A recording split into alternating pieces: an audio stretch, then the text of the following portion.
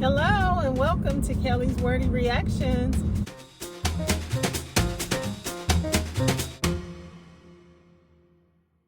So, the first thing that I want to say about Club Shay doesn't have anything to do with Terry Cruz is, how about that intro song?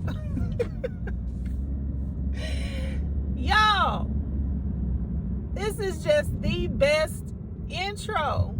As soon as the intro starts, I am already excited and pumped up for what is going to come next. And then when I found out that the song was from Nipsey Hussle, I liked it all the more. So what can you say? The man has a really good intro song. All right, so let's go ahead and get into the meat and potatoes of this interview. Hello, welcome to another edition of Club Shay. I am your host, Shannon Sharpe. I'm also the proprietor of Club Shay, and the guy that's stopping by for conversation and a drink today is one of the most recognized stars on the planet. He's a world-famous actor, multi-talented TV host, sitcom star, comedian, talented artist, best-selling author, children's books illustrator, advertising pitch man, human rights activist, Hollywood A-lister, one of the fittest celebrities on the planet, 3 times People's Sexiest Man of the Year. His acting career spanned 4 decades, awarded a star in the Hollywood Walk of Fame, a caring husband. I think you're a grandfather too, now. That's it. Yes. Proud father, Greater Flint African-American Sports Hall of Fame inductee, NFL alum, good friend of mine, Terry Cruz. T. Cruz, what's up, man? Oh, man. Long it is time no see, man. How you been? It's been good, man. It's been a long time. It's been a very long time. Because I remember I used to bump into you all the time, especially at events at the Super Bowl. Yeah. But I hadn't seen you in a long time. And you say, a lot of things, you had the COVID and, the family, got grandkids now. So it's just not as portable as it used to be. Yes. But how you been, man? I've been great, man. I've been really, really good. I'm just thankful, bro. Right. Just thankful to still be here. Right. That's the big thing. Let's get back to, you did play in the National Football League, but I'm gonna go back to your high school and growing up. You grew up in Flint. Yeah. When you were small, what did you want? Was football on the list? Did you want to be a professional football player? What did you want to be growing up in Flint? Coming up in Flint, I always knew I wanted to be in entertainment. Okay. Because I came from the art thing. I was an artist, painting. Oh, really? Okay. Sketching. My first scholarship wasn't in football. I had a scholarship to Western Michigan University as an artist. Okay. And then I walked on to the football team. Right. Had that bug, huh? Listen, this is the thing about football. And what was kind of crazy with me is that football was a way out of Flint, Michigan. I follow all the greats. There was Andre Rison. Yep. There was Carl Banks. Yep. There were the people, even just any kind of athletic. I mean, Glenn Rice went to Flint. I used to watch Glenn play with Northwestern before he went on to Michigan and went on to the Lakers and became a superstar. So I knew athletics was going to be my way out. Right. Because no one was going to pay me to paint. You know what I mean? Like, I was airbrushing T-shirts and doing all this stuff. You get $500 maybe, you know what I'm saying? But with sports, I knew, I said, this is going to be my way out. I had friends that were on Ready for the World. It was either music or sports. I couldn't sing, couldn't do that thing. And I said, well, this is going to be my thing. But the big thing about it is that for me, football was always a means, but it was never the end. Right. Which is wild because it took me years to figure out I never really liked football. Wow. This is You what just I'm happened to be saying. good at it. You were good enough at it to get to walk on. Did you earn a scholarship? Yeah, I earned a scholarship. Right. I walked on, earned a scholarship, got drafted in the 11th round. Right. To the Los Angeles Rams in 1991, then got cut later on, and then went to the Packers, the Chargers, the Redskins, Eagles, hopped all around because, it was my way it was the only way I saw to make some money. Right. But the big deal is that, and this is another thing, man, we played at the same time. We did. You were you. You became superstar, Pro Bowler, the whole thing. I always thought, well, maybe it wasn't for me. But the real thing was, I realized is that because of this deep down belief that I didn't really like football that much. I wasn't really. You liked it, you didn't I wasn't love studying it. You see what I mean? Like, Yes. There was a thing where you had to go to a whole nother level to be at your level. Yes. Okay, I'm going to stop him right here because I love his honesty. I love the fact that he is being honest and just saying, I realized that this was a good thing to do. I realized that it's something I could do. I was big enough. I was strong enough. I was somewhat educated in it. I knew what to do. I just didn't want to do it. It wasn't my love. And the funny thing about this is, people are very multifaceted. People have many gifts, and people have many things that they have aptitude for and they can be good at. You are probably going to be best suited for something, one of the things that you really, really enjoy doing, that you really, really enjoy doing and you do well. But the funny thing about something that you enjoy and you do well is that you usually take it for granted. And you usually don't necessarily think that that's what you want to do because you do it so easily and you do it so well. It always seems like, well, I got that. I want to do this other thing over here. I feel like potentially Terry Cruz may have fallen into that type of a category.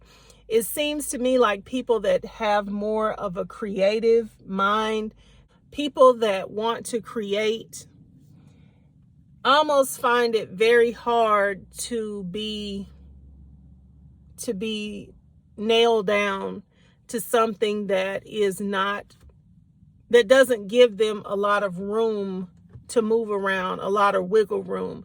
Things that are very mechanical and we sort of follow the directions and do it the same way each time.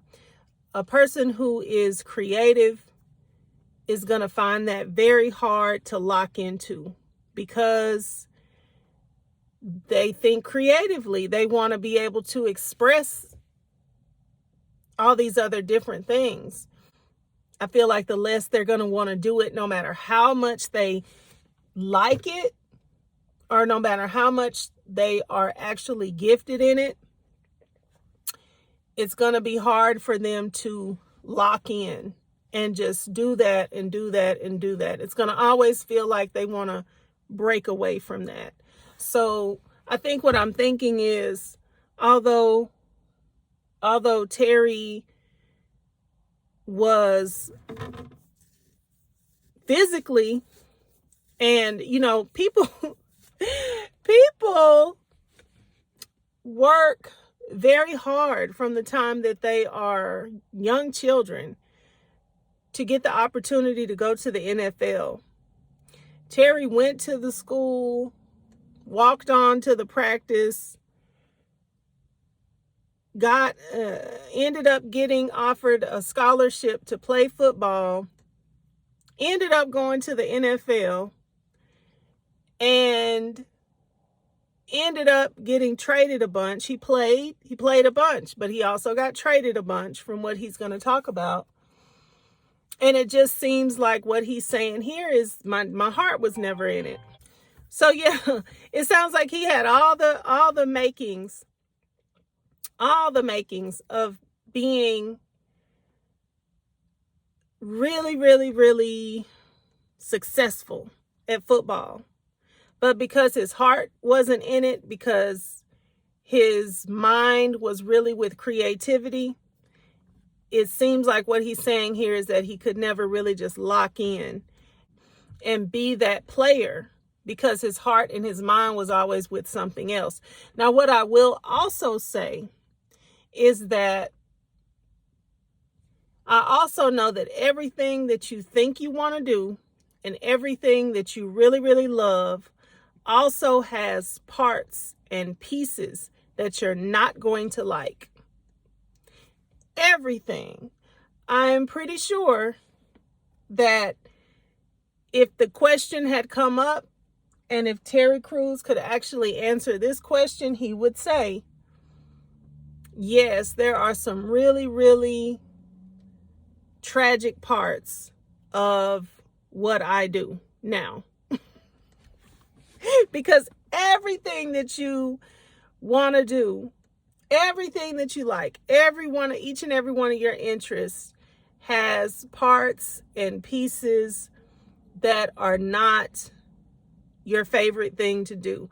So we do have to, and that's just something to think about when you're weighing out a direction. Let's make sure that we're not giving up something we're really talented in, we're really made for, to get something else, only to get something else and realize that, wow, this has a lot of parts and pieces that I don't like as well.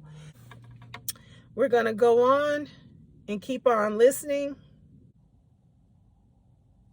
And it was other things I wanted to do. There was just so many other interests. Like I'd be in practice and my mind be going off on what I was going to be doing afterward, and what I was going to do before, and what and I have to say this because it's funny. My wife, my wife was there the whole time. We've been married 34 years. Okay, congrats. She said, baby, maybe you wasn't that good. And I said, you're probably right. But the thing is, while you're doing it, you're thinking, I'm doing everything I'm supposed to do.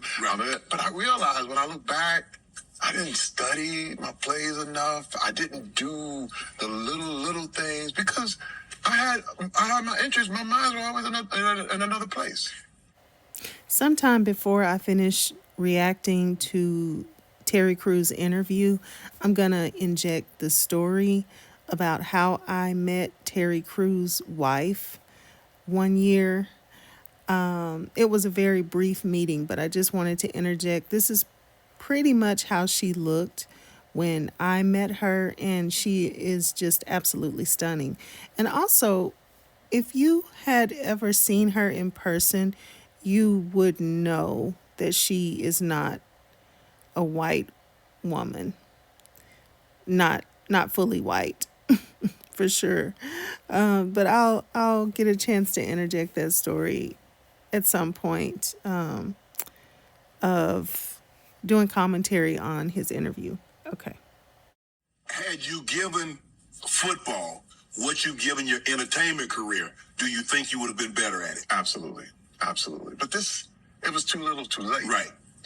Once you start tooling around, also how I came in in the 11th round. Right. So it was 12 rounds back then. It's not like it was 12 rounds back then. People are looking now, they're like, 11 rounds?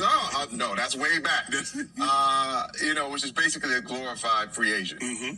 But I had some people who believed in me. I was a hustler. And that's another thing, too. I couldn't catch. I couldn't throw. My ability was the ability to take tremendous amounts of pain. Right.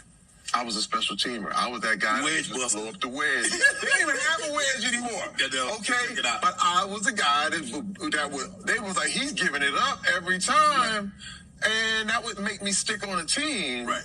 But then when it came down to play and doing the thing, it was... To be a linebacker and hold a specific position. I had to be, and this is the thing, it took years for me to realize that and to come to grips with that. Mm-hmm.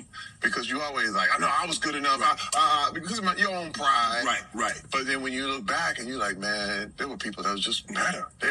They were willing to do more. But then, once I got in entertainment, I realized that's the key. That's what it was meant to be. That's the secret.